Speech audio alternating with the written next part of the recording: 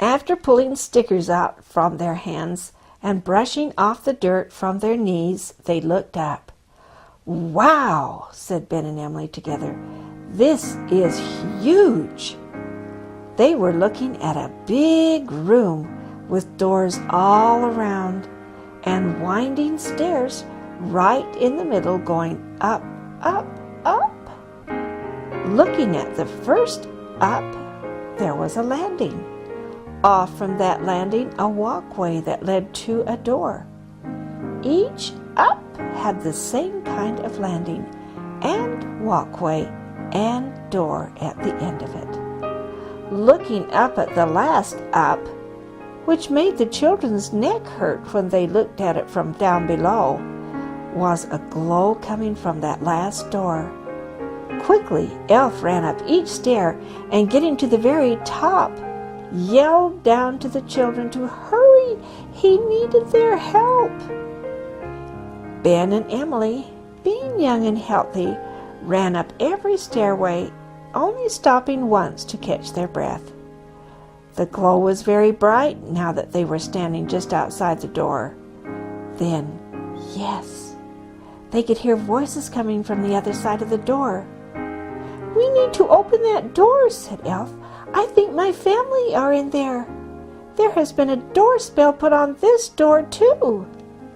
Elf, Ben, and Emily pushed and pushed the door, but nothing was happening. Elf yelled through the keyhole and told his family who he was. "What should I do?" he yelled into them. The three of them stood by quietly, waiting for someone to yell back, telling them what he should do. After a few moments, a little piece of paper slid under the door. "Please, Ben, read it out loud," said Elf. "I'm so worried I can't hold the paper still." Ben read, "Go find the fairy prince and tell him Great Uncle Grumble Lee is sorry for what he said. He didn't realize he had his earphones turned up so high when the fairies danced last full moon." The Fairy Prince. "Where do we find the fairy prince?" asked Ben. Elf said, "Fairies are always hard to find. In fact, they are impossible to find. They move from place to place and might be sitting on the back of a dragonfly, and you would never know it." "Then what should we do?" wailed Emily. "We have to help your family get out of that room." Emily tended to be rather dramatic at times. Elf said, "We have to have the fairy prince find us." All three, Ben, Emily, and Elf, ran back down the stairs. Down, down, down they went, ready to drop into the hole again. But Elf suddenly stopped. Ben and Emily bumped into him as they came sliding towards the hole. "We need to make a plan," said Elf. "What kind of a plan?" asked Ben. "I think we should go back to the tree circle. Maybe the fairies will find us there." "That's a very good plan," said Ben. "By the way, do fairies like to eat?" "Of course they like to eat. Why do you ask?" wondered Elf. Ben said, "Well, I was just thinking. I'm awfully hungry, and we haven't eaten our lunch yet, and that's where I dropped the lunchbox when I got small. It looks like a great place for a picnic. Shall we?" Emily had been noticing her tummy rumbling for quite a while, but there was so much going on, she pretended she hadn't heard it. "Oh, yes, Ben, let's do it. I'm awfully hungry," said Emily. Elf had to lead them back to the tree circle. Getting back through the flowers wasn't quite as hard as it had been at first. Ben and Emily held their breath so they couldn't smell the inviting fragrance. Emily was a little sad, but Ben said it was the best thing to do, and this time Emily listened to her brother. Sitting down on the beautiful, thick, green grass felt wonderful to the tired trio. dragging the lunchbox into the middle of the tree circle, had taken all the strength of both Elf and Ben. Emily began to pass out the sandwiches. My goodness, they were big. I think we only need a little part of one right now, said Ben. Just as Emily started to take a bite, she yelled, Ouch! What was that? And then all three of them were jumping around trying to get away from the whatever it was that was pinching them. Elf spotted them first, then Emily, then Ben. It was little fairies flying around and around them, diving at them, pinching them with their sharp little nails. They looked very angry. Suddenly, a larger fairy flew into the circle. He had a tall white wig on his head. His jacket and pants sparkled when he moved. Large, round, jeweled buttons stood out on his vest, and he wore a white, lacy shirt. The heels on his little white boots were high, making him seem taller than he was.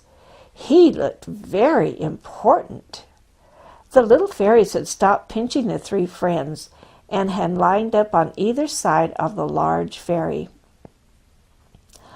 I am Prince Pompous, and you are on fairy property. Who are you? He said in a very important voice. Then Elf did a very strange thing. He marched out in front of Ben and Emily, looked straight at the fairy prince, and said, I am Prince Ethbert of the Tree Elves, and I demand an audience with the king and queen of the fairies. What did you say? Sputtered the fairy prince. What did you say? Stammered Ben and Emily. I demand an audience with the king and queen of the fairies, repeated Elf. Fairy Law. Lights began to shimmer on the flowers around the tree circle, and sweet, soft music was heard. The fragrance from the flowers became even more powerful. The fairies all bowed down, even Prince Pompous, as two beautiful large fairies with gold crowns on their heads flew between Elf and the prince. Many smaller fairies were flying behind the king and queen. Some were holding up the shimmering train of the Queen Elf's beautiful dress. The queen and king were each carrying a little silver wand. They were dressed even more elegantly than Prince Pompous. Elf bowed as he saw them entered. Ben and Emily heard Elf whisper to them, Bow down, bow down. So bow they did. The king of the fairies first turned to the prince. Prince Pompous, have you been causing problems again? Without waiting for an answer, he turned to Elf and said, Please tell me what the problem is, Prince Ethbert. Ben and Emily turned and looked at each other as Elf's name was said. Elf Ethbert shuddered a bit when the king said his name. He preferred going just by the name of Elf. Elf explained that his great-great-uncle Grumble-Lee had complained of the noise during the fairy dances. It seems Prince Pompous was angry because of the complaint, especially since Prince Pompous was the one singing when the complaint was made. But great-great-uncle was very sorry he had complained, Elf told the king, about his uncle's earphones being turned up too high. At first the fairy king looked very stern, and then he looked at the fairy queen, and they started to laugh. Their laughing was a pleasant tinkling sound. Prince Pompous didn't think it was funny, and he marched, or rather flew, over to the king. I have been insulted by the elves, said the prince. The law says that they have to tell me they are sorry and do something special for all the fairies. Both the king and queen shook their heads sadly. Prince Pompous was right. You have to tell him you are sorry and do something special for all of us. Elf turned to his friends and said, I can tell him we are sorry, but what special thing can I do for all the fairies?" "I know," said Emily. "We can share our lunch with everyone. If Prince Pompous takes the doorspell off your family tree, so your family can be part of our picnic too." The doorspell was taken off, freeing all Prince Ethbert's family. What a feast they all had! Elves and fairies alike shared that wonderful lunch. Mrs. Buffington would have been proud to see how well her cookies were liked. The king was very curious as to why Prince Ethbert had not been put behind the door, like the rest of his family. Prince Pompous said, "When I made the spell, Prince Ethbert was outside the house, and the spell just caught the edge of him and threw him flying off somewhere else." "So that's how I got onto that tree limb," said Elf. "Well, that's another mystery solved."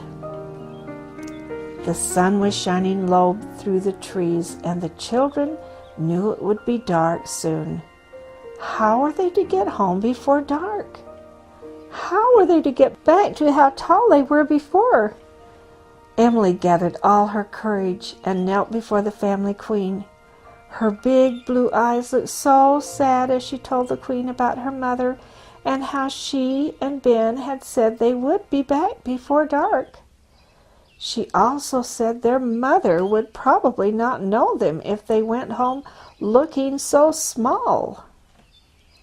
The fairy queen was kind of tricky, so she said, "Emily, if you will bring us more cookies in time for the next dance, when the moon is full, I will grant you your wishes." Emily thought of the jar full of cookies at home and knew she could do it. The fairy queen waved her silver wand and flew around Ben and Emily 3 times. Poof! They were back to their original size. Now, how could they say goodbye to Elf? Elf said it for them. "I'd love my little room at your house when I get a little older and get married. May I please bring my bride, and may we live with you?" Both Ben and Emily yelled, "Yes!" There was magic in that yes, because at that very moment they were standing in front of their house just as the sun went down. The fairy queen had kept her promise. That wasn't the end of the adventures of Ben and Emily, but that was the end of this one. Good night. I love you.